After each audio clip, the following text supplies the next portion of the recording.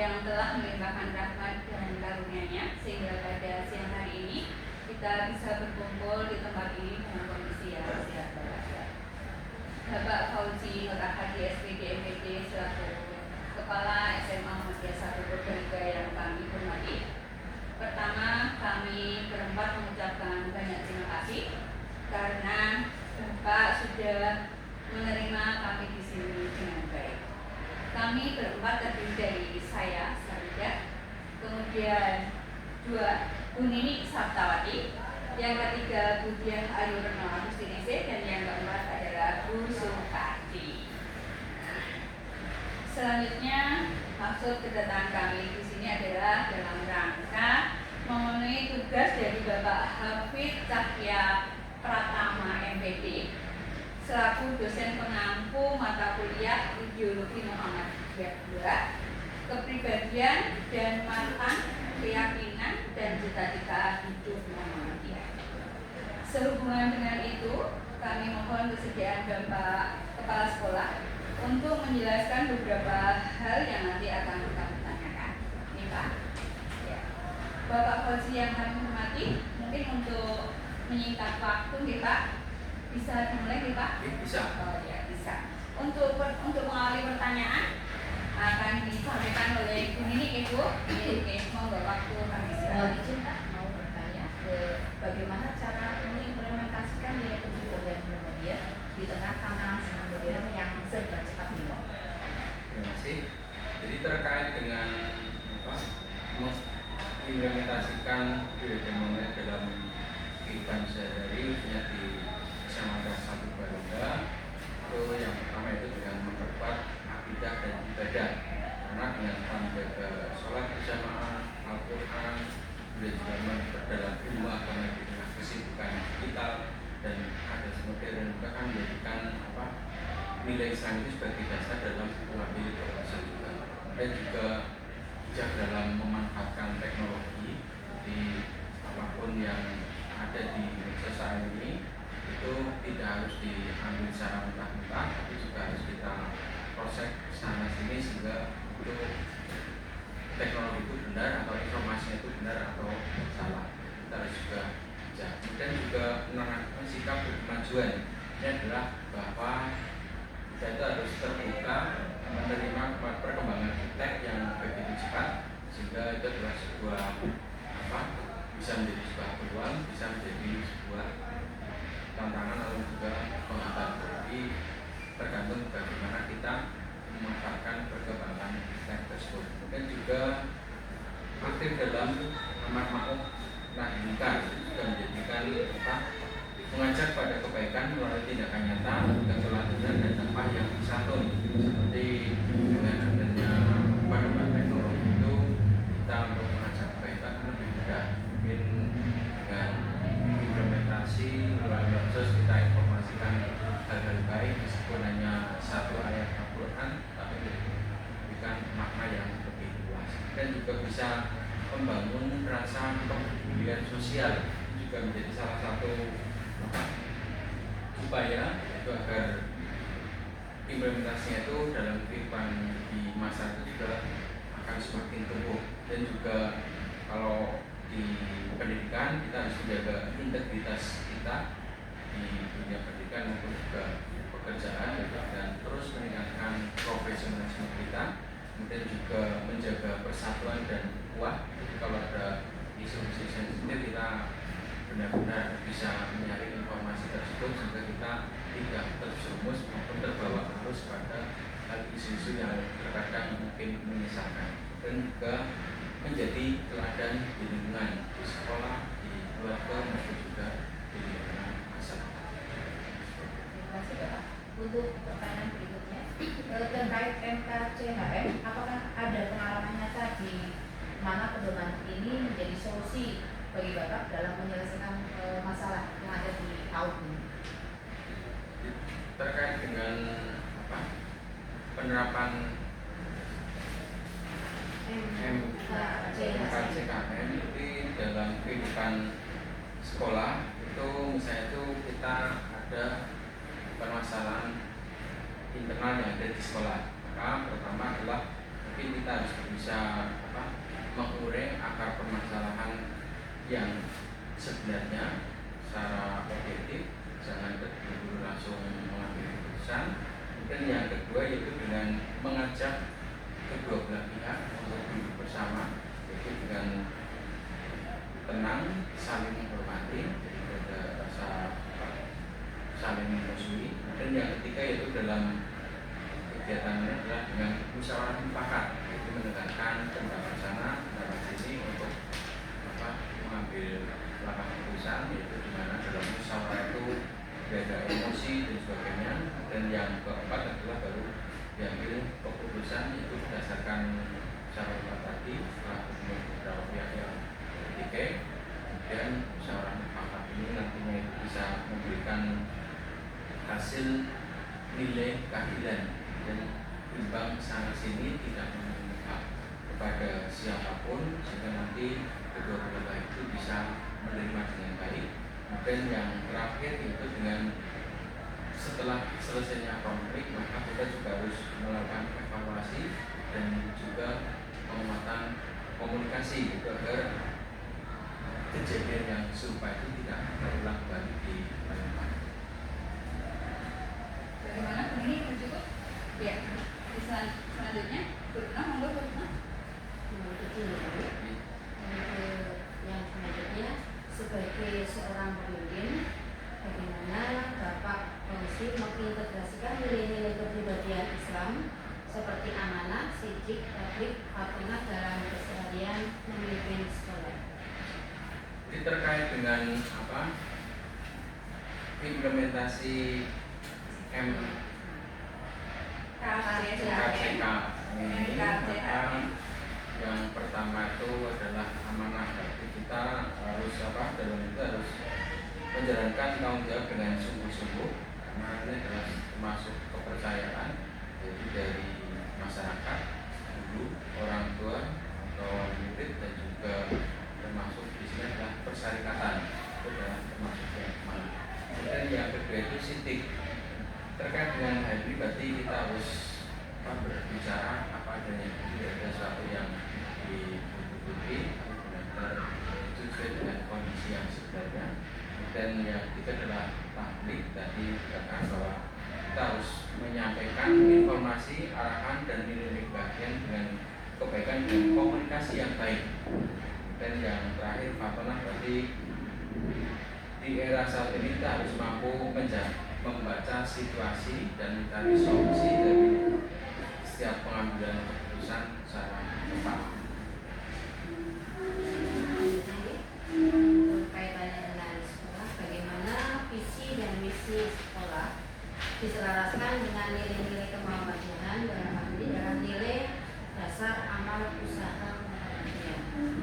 Terkait dengan pencapaian visi misi sekolah, itu implementasinya itu adalah mungkin kita bisa mengimplementasikan kurikulum pendidikan Muhammadiyah dalam kurikulum sekolah, itu diintegrasikan seperti ada pendidikan Islam, pendidikan agama Islam, dan yang kedua itu bahasa Arab, dan juga yang ketiga Muhammadiyah. Implementasi itu bukan hanya sekedar mata pelajaran PAI, bahasa Arab dan Muhammadiyah, tapi juga diintegrasikan pada seluruh mata pelajaran yang ada. Seperti misalnya ketika di pelajaran IPA, kita juga harus mungkin menerangkan atau dikaitkan dengan ciptaan Allah yang begitu hebat. Dan di pelajaran IPS ketika mengajarkan orang itu juga kita menyampaikan harus saling menghargai atau menolong, dan juga jujur, itu juga bisa diimplementasikan. Dan juga di contoh yang lainnya itu di pelajaran informatika, kita bisa mengimplementasinya itu dengan wujud, yaitu berupa memanfaatkan media atau juga alat komunikasi dan juga medsos yang lainnya itu secara bijak dan bertanggung jawab tentunya, karena apapun yang kita ubah itu nantinya itu harus ada pertanggungjawaban dari kita. Kemudian implementasi yang lainnya selain dalam mata pelajaran, dalam kehidupan di sekolah itu juga bisa melalui kegiatan sehari-hari seperti pembiasaan, tadarus, mengucap pagi, itu juga bisa menjadi salah satu implementasi dalam visi misi sekolah. Kemudian juga seperti kegiatan-kegiatan untuk yang guru karyawan seperti ada pengajian, ada kegiatan vaksin, itu juga salah satu adalah untuk pilihan itu masuk ke dalam Bapak Ibu guru semuanya. Termasuk juga saat ini mungkin Bapak Ibu sedang kuliah di satu penelitian dan juga salah satu untuk peningkatan pemahaman Muhammadiyah sebenarnya itu bisa diaplikasikan di sekolah, di keluarga maupun juga di lingkungan. Selanjutnya berarti menurut musik izin bertanya, ini hubungannya dengan cara memotivasi para guru. Bagaimana cara Bapak memotivasi para guru agar tidak hanya mengajar untuk menunjukkan kewajiban, tetapi juga menanamkan nilai-nilai karakter kepada siswa? Cara memotivasi kepada guru di sini adalah terkait dengan bahwasannya itu kita itu untuk bekerja itu bukan hanya sekedar menjalankan kewajiban, tapi juga ada misi lainnya, yaitu kita harus bisa membangun atau membuat anak itu bisa berhasil. Itu adalah sebenarnya yang jadi tanggung jawab kita. Terkait dengan itu yang pertama itu bisa dilakukan yaitu dengan satu terus berkomunikasi dengan seluruh Bapak Ibu guru, dengan interaksi dengan Bapak Ibu guru itu nanti bisa digunakan untuk memberikan motivasi, memberikan arahan yang tentunya itu akan ada kedekatan antara pimpinan sekolah dengan Bapak Ibu guru karyawan atau juga dengan warga sekolah. Kemudian yang kedua terkait dengan hal apapun, kebijakan apapun itu bisa disampaikan melalui DPC lokal atau nanti dengan seluruh Bapak Ibu guru karyawan. Apakah ini sebutnya adalah untuk lingkup guru karyawan ataukah nanti ada tidak langsung untuk disampaikan pada siswa maupun juga pada melalui tahapan-tahapan yang tidak langsung semata-mata itu langsung keputusan dari atas untuk ditindaklanjuti bawah, tapi benar-benar melalui musyawarah. Kemudian yang ketiga, selain dari itu juga kita harus mau mendengarkan saran masukan pendapat dari yang ada di bawahnya, dari guru, karyawan, permasalahannya apa, sehingga itu menjadi umpan balik pada pimpinan sekolah untuk memperbaiki kinerjanya. Dan yang keempat juga bisa dilakukan yaitu dengan cara kita terus meningkatkan kinerja guru dengan monitoring, itu bisa dilakukan kerjasama dengan dinas daerah maupun juga dari pengawas sekolah. Itu adalah salah satu yang upaya untuk apakah guru itu terus berupaya meningkatkan profesionalisme ataukah hanya stagnan ketika sama ketika baru masuk di biasa. Kemudian yang berikutnya itu dengan bisa melakukan pengawasan maupun juga pendampingan di Bapak Ibu guru dalam kegiatan apapun, itu mereka tidak hasilnya itu dilepas secara mandiri, tapi juga tetap ada pendampingan pengawasan dari pimpinan sekolah sehingga itu apabila ada yang mungkin didiskusikan bisa langsung diselesaikan saat itu. Dan yang terakhir itu ada evaluasi dari pelaksanaan kegiatan itu apakah berhasil ataukah ada yang perlu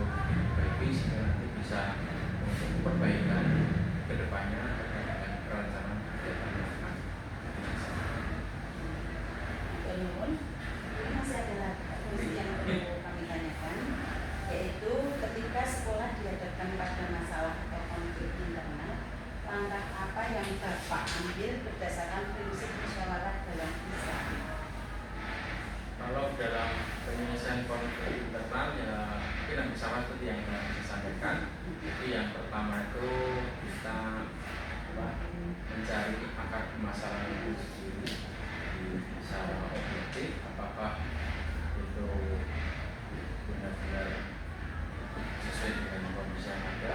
Jadi kita cross check sana sini, tidak diterima kita, dan jangan terburu-buru untuk mengambil sebuah keputusan hanya dari laporan kita.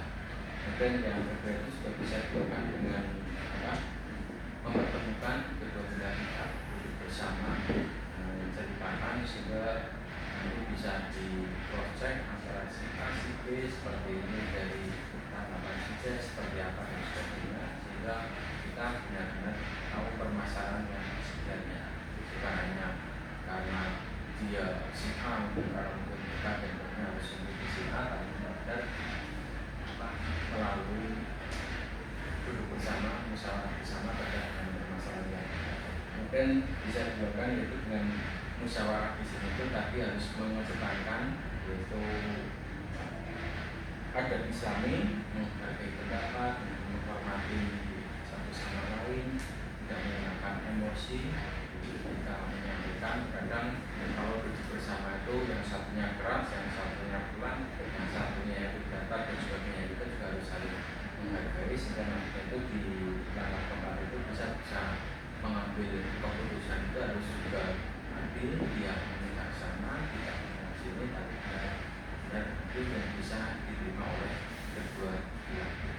Dan yang terakhir baru nanti adalah setelah selesai konflik itu nanti ada evaluasi dan juga ada penguatan yang karena itu nanti dari permasalahan atau kejadian yang ada itu tidak terulang, tidak terjadi lagi di masa yang akan.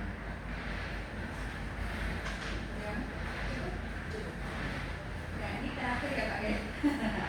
Saya yang menutup jawaban terakhir ya. Apa pesan Bapak untuk kami selaku mahasiswa pendidikan kemuhamadiyahan yang sedang mempelajari kepribadian dan MKCHM? Jadi terkait dengan pesan saya untuk mahasiswa yang sedang mempelajari kepribadian MKCHM, ini karena itu nanti terkait dengan ini bahwa jangan jadikan materi pelajaran yang sekedar hafalan maupun teori saja, tapi pahami dan implementasikan dalam kehidupan sehari-hari, baik di lingkungan kerja, baik di lingkungan keluarga, maupun juga di lingkungan masyarakat. Dan teruslah untuk selalu belajar, menjaga semangat akhlak, memperkuat semangat